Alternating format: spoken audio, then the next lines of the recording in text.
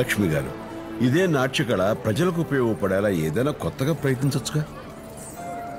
ఈ లక్ష్మి దేవుడి కోసమే ఆడుతుంది, దేవుడి ముందే పాడుతుంది, ఈ మనుషుల కోసం కాదు. ఆ దేవుడు కూడా మనుషుల కోసమేగా. చెడుని ప్రశ్నించేలా, మంచిని పెంచేలా కొంచెం మార్చి చూడండి, కళకి ఓ అర్థం ఉంటుంది.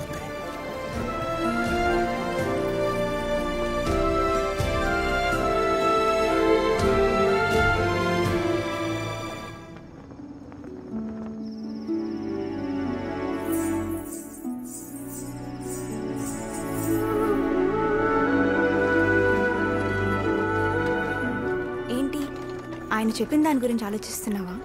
అతని ఆలోచనల్లోంచి బయటికి రానేమోనని భయంగా ఉంది.